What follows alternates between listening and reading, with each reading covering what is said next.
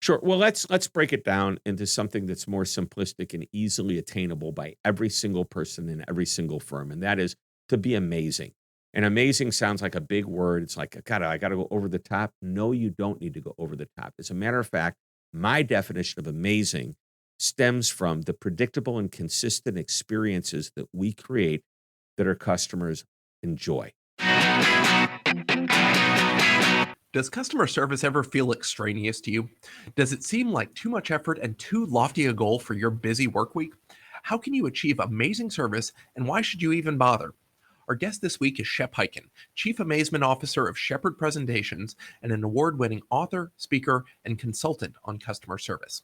Shep and I have a really fun back to basics conversation about customer service in the legal field. Shep has consulted for firms both huge and small and has so much great insight on how you can achieve a high level of service in your own firm. More importantly, we discuss why you should focus on service delivery, namely that your service is being compared to great brands in people's everyday lives, not just other law firms. You need to rise to a higher level of service than you may realize, and making your service delivery amazing might be easier than you think. Shep and I are largely aligned in our approach to client service, but we differ enough to make this a fun chat. Let's get to it.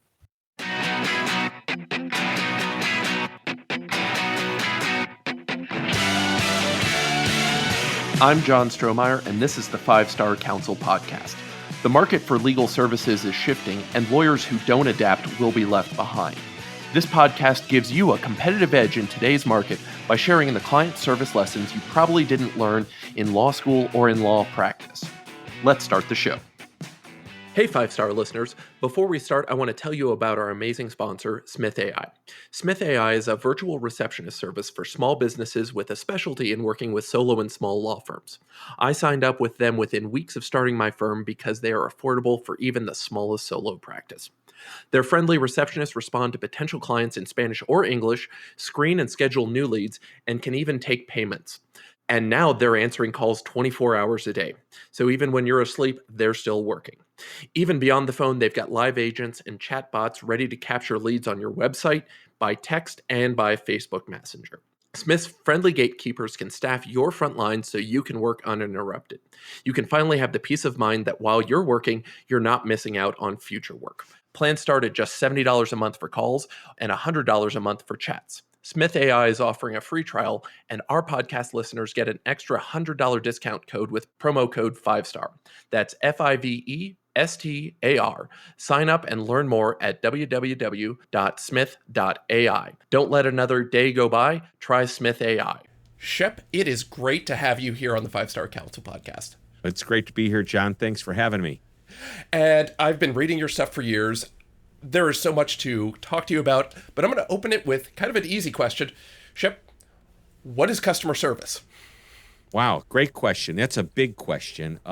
So customer service can be defined a number of different ways, but essentially I define it is it's not like who you call when there's a problem. It is the interactions that every customer has with any aspect of your company. Typically it's human to human, but they're going to say, oh, they've got great service. They called me back quickly. My sales rep always follows up. So it's every part of the company. I've got a question about my bill. They answer it quickly. I know that sounds like, hey, we're calling to get customer support. We're calling a department. No, we're calling individuals. Every single person is involved in creating the experience that a customer has. When I say every single person, within an organization, within a law firm. So, the lawyer seems to be on the front line, but all the things happening behind the scenes are impacting what happens on that front line. So yeah, it's a customer service is bigger than just, I've got a problem or a question, help me solve it. Right. Thinking back to my hotel days, room service, it's part of it. Obviously there's the prepare the food, but it was the customer service that gets it from the kitchen to the room, and kind of expanding everything that we prepare for our clients, and it's how do we get it to them so that they can use it. Right. Or how does somebody internally, maybe it's a paralegal that's preparing a brief for the attorney who's getting ready to go to court. That's an internal customer. So we all have to serve one another. So we do this thing called journey mapping with our clients. Our clients say, hey, can you help us with a journey map. And I'll admit that's not my true expertise. A lot of times we'll bring in outside people.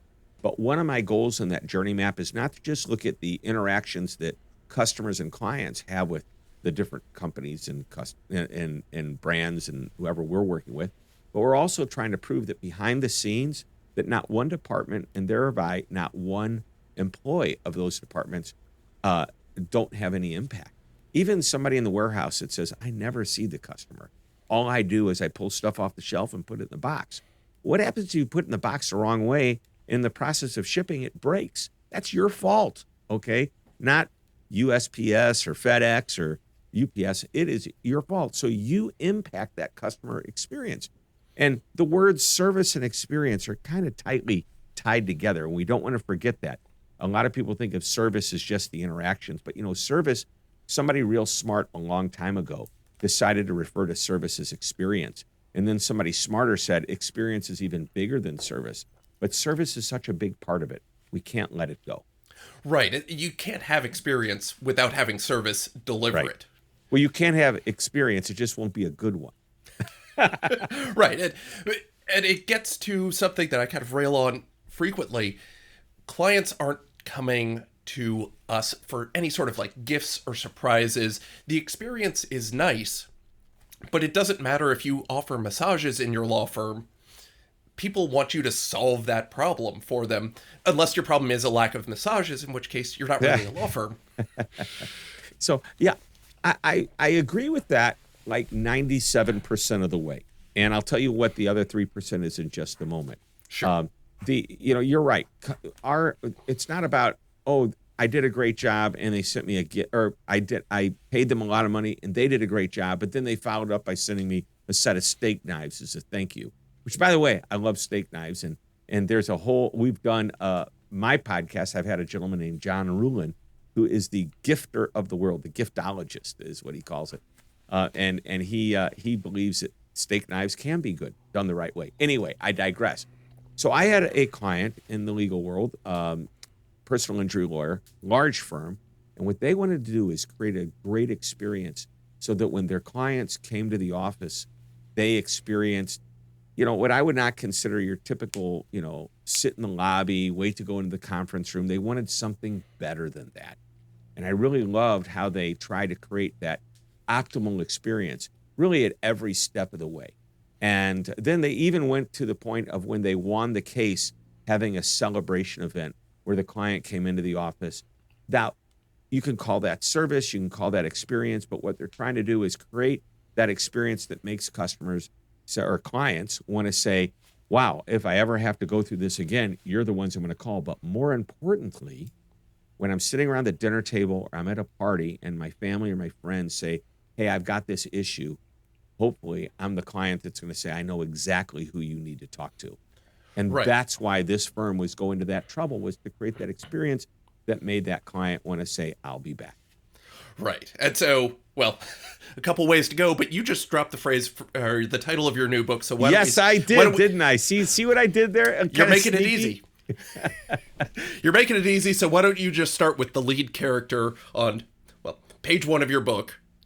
Well, it was real obvious, but it never started out this way. But at about the 3rd sentence into my outline, I went, wait a minute. And I'd already come up with the title, I'll Be Back, How to Get Your Customers to Come Back Again and Again. And I realized, who made this line famous? It was Arnold Schwarzenegger in The Terminator. Yet when he said, I'll be back, if you remember, in the first Terminator, he was coming back to blow up the police station.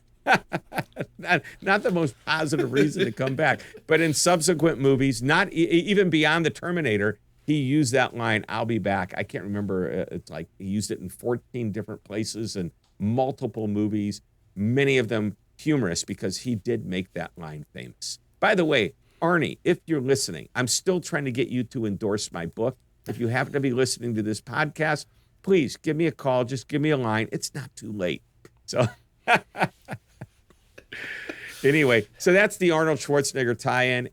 I had no dream of this even being at all related to The Terminator, but it just seemed really good. There's even a chapter in the book called You're Terminated, which is why customers would terminate their relationship with you, or clients, as we like to call them in the legal profession.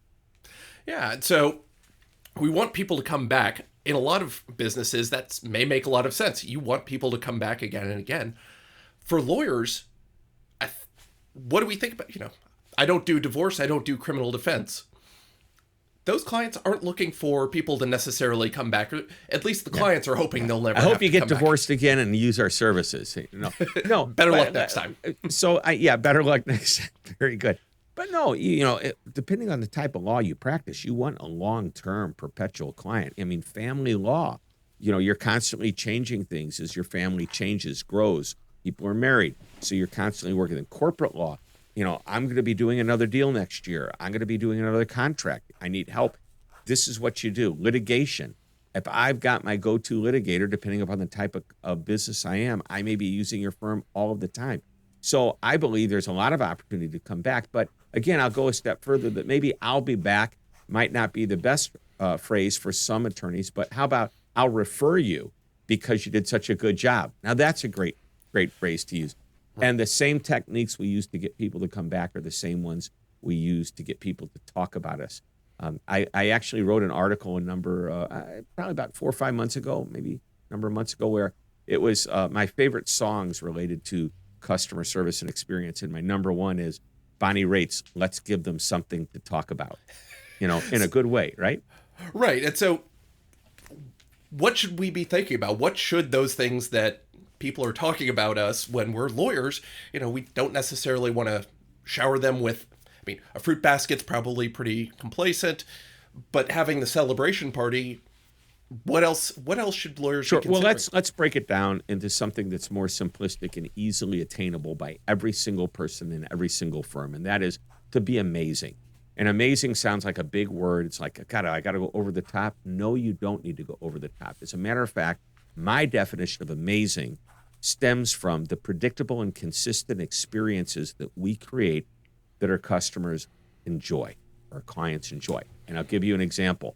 I called you back quickly, but I do it all the time. So they'll say something like, I like doing business with them. They always get back to me quickly. They're always so knowledgeable. They're always friendly. The word always followed by something positive. And by the way, the 3 things I just mentioned are exactly what most people would expect. And this is, I'll give you a great story. I'm not going to tell you the name of the firm. Major firm, nationwide, big Washington, D.C. presence. I'm hired to be their keynote speaker. They've got all their partners. There's about 700-800 partners in the room. And one of the people who are the senior partner asked me before I went on, goes, so what are you going to talk about today? I said, well, I'm going to talk about how to create that amazing experience. He goes, well, give me an example. I said, you really want me to tell you now? Yeah. Okay. I'm going to talk about how you return calls quickly versus letting them last 2 and 3 days. He goes, that's it? I go, believe it or not, it is that simple. So to prove my point, not the point that day, but this is how I can prove my point, is that the speaker before me wasn't even a speaker. It was a client. It was a client from Washington, D.C., one of their largest clients that was talking about their experience with the firm. And somebody raised their hand and said, is there anything that we could do better? And he says, yes, there is. You can return my phone calls and my emails a little bit quicker than you do, because sometimes it's 2 or 3 days before I hear from you. And I looked over at the managing partner, who was so curmudgeonous toward my response, and he looked at me in like big eyes and almost fearful. And I said, you see what I'm talking about? It's the small things that count. And if you can just do the predictable, consistent, where the client says, they always call me back quickly. They always get back to me. They always do what they say they're going to do. Those are the difference makers. You don't, once in a while, when you win that big case, that's over the top. We can celebrate, we can do whatever. But what leads up to that, you don't want to cause any more pain than there might already be. And you have control over some of that. Right. It's interesting to think, just the consistency at the Four Seasons when I was there, it wasn't all day, every day, draping, rolling out the red carpet, showering beds with rose petals. That would be a once every 2 or 3 weeks, maybe. Yeah, when you overhear something, it's like if I'm your lawyer And I hear that you're going to have your 10-year anniversary. Hey, I'll give you a call next week. No, I'm going to be out of town. Really? Where are you going? I'm going to Europe. I'm taking my wife on a trip. It's her 10-year anniversary. Oh, congratulations. Then I can send a gift and surprise them. Right. But that's just showing that I'm paying attention, listening to you, and that's a really nice extra, a value add. But that's not going to define who you are and what that experience is with your firm, overarching. Right. And the other thing that reminded me, just even having the partner at that meeting ask, is there anything else we can do better? That was one of the things that at the Four Seasons, you didn't ask as somebody left, how was your stay? Because people would just blurt out, oh, everything was fine, not think about it because they wanted to move on. But asking it that way invites them, or it stops them, because there's not a yes or no answer. Right. It's an open-ended question. Yeah. What we often, and this is and I know that some firms are actually using surveys to make sure that their clients are happy, which I think is a very important and powerful thing to do. But we want to ask the right question the right way and just getting a good answer shouldn't. I'm writing an article right now called Feedback Narcissism, where you're getting great reviews and responses simply because it makes you feel good.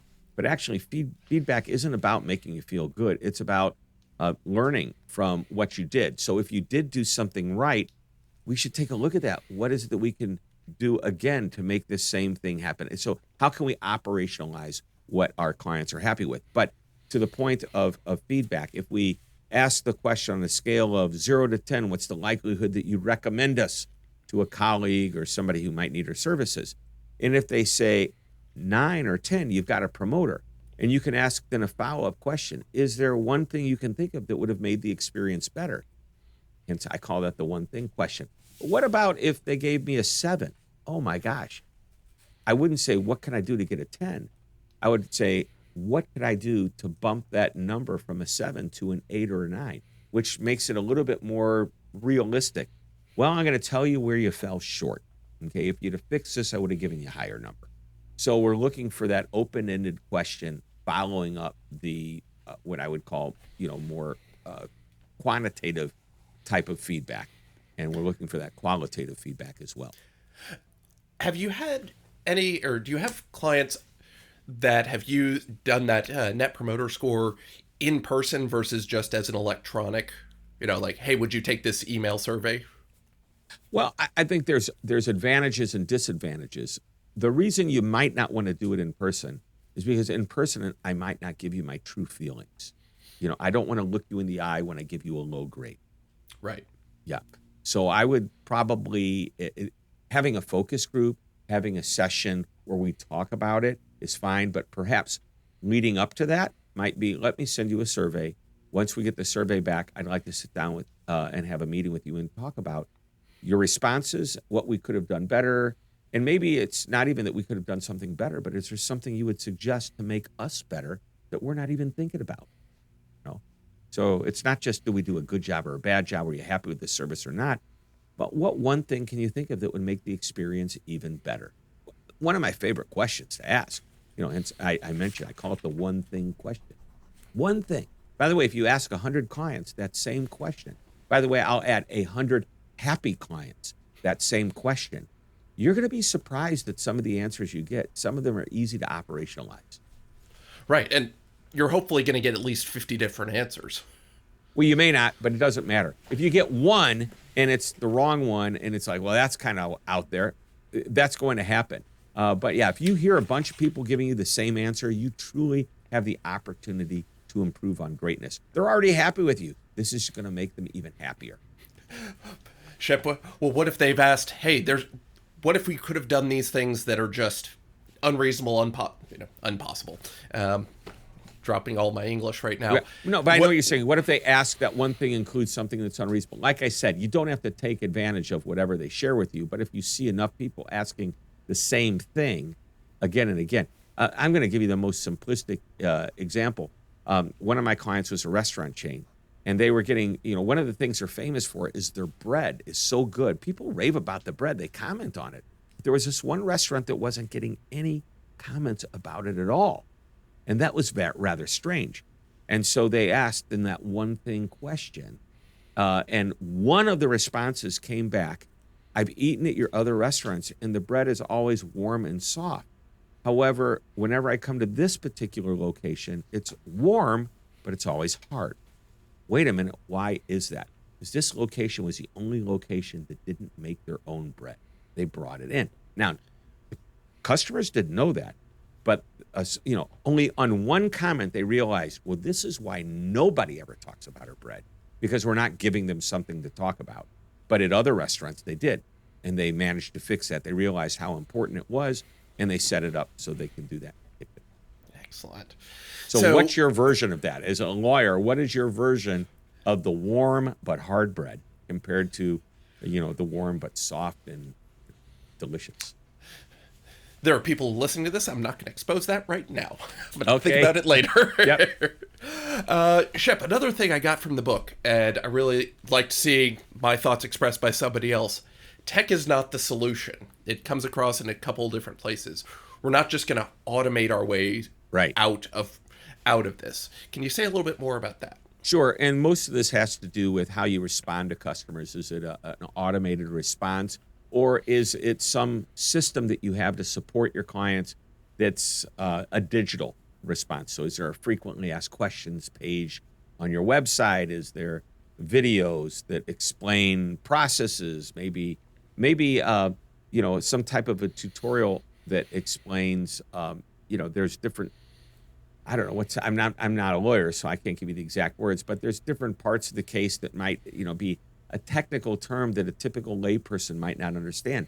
So maybe we make it easy for our clients to have access to a glossary that we prepared in lay people's English that they can understand versus legal writings. So anyway, the tech point of this is we don't want to hide behind technology. There is a balance between somebody that's willing to use technology and then wants to reach out and talk to a person when they want to. So we need to make it easy for them to get in touch. I recently had somebody write in saying they're getting so many customer support requests, they don't know what to do, so they're trying to find a solution that would automate all of this. And they use the word all of this, or basically implying they didn't want to take any more calls. So I said, big mistake. Even the best companies with the best technology, Amazon, for example, they have the ability for you to talk to a human when you want to talk to a human. Right. This goes back to something that I did when I started this firm about 4 years ago. I found that if I sent clients, 7-8 pages of easily readable text, here, this is what we're going to talk about. I promise, if you do the homework and read this before we show up, it will be easier. The first client meeting I had was an hour shorter than the average, mostly because they'd kind of internalized it. It didn't mean they didn't have questions about what I'd sent them, but they weren't getting me explaining a term and then having me ask them questions about it. They got a chance to say, okay, well, here's what this is. Now, in the 4 years since I first deployed that, I have high school students who come and volunteer with me over the summer working on non-client projects. I have them read it every summer. If they don't understand it, if they can't kind of parrot back what it is, then we make changes to it with the idea of how do we, if we can get a 10th grader. Right. I love that idea. And I would add to that, say, look, if you would spend a few minutes to read through this, you're going to save yourself X hundreds of dollars in billable hours of me having to explain something that you should probably already know about. And if you don't, this is the way to find out about it. Oh, no, I tell them explicitly. You could, if you do the homework, our meeting will be about 90 minutes. If you don't do the homework, it'll be 2.5 to 3 hours. It'll be mostly me lecturing you. I'm willing to have either meeting. The cost is the same, but you can pick. Well, is the cost the same, or you charge them by the hour? Okay. So no, I don't do by the hour. Okay. So yeah, but that's fine. I would encourage them to, at that point, what about putting it on video and doing it in such a way that's entertaining? Video, yes, we've got pieces of it all over YouTube. We have links in our documents so that if they're reading the PDF, they can click the link and go to YouTube and get the explanations there. Cool. Very cool. Well, you're doing great. What are you talking to me for? You should be doing this, President. What do you think? Why do you think we're talking? I want to hear other smart people talk about it. Shep, we're towards the end of our time. One last question. What's something in client service, customer service that you see in the future that you're really excited for? Wow. Well, gosh, I'm so excited that, gosh, it was over 10 years ago when I started reading from the great analyst firms like Forrester and Gartner that customer service and experience would become very important, more important than price, more important than so much. And by the year 2020, it would be the number one driver of really what companies are about. And I thought, well, this is really cool because I've been on this bandwagon for many, many years. And I saw it come to fruition. And what I see happening is even with the pandemic, it accelerated the need to deliver better service because customers from all types of businesses, whether it be clients at a law firm, retail store customers, guests at the Four Seasons Hotel where you used to work, we all started to have an appreciation for great service, great companies who stepped up, raised the bar for everyone else. And basically, it gets me excited that more and more companies are recognizing just how important this is. A big driver of that is because their clients and customers are expecting it now because they've learned from these great companies. One other thing I want to share, that even though you're a law firm, you're being compared to the best brands in the world. The other day I was talking to a services firm, wasn't a law firm, an accounting firm, and they said, we want to Chick-fil-A our clients. They basically were using Chick-fil-A because of the great service and their reputation and how they make their customers feel so appreciated. They were using Chick-fil-A as a verb.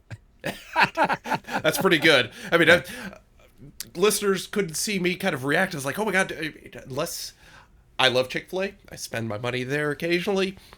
I just worry about having it be too quick and turned over. Well, that's right, but I understand exactly what you're getting. How about I want to Four Seasons my client?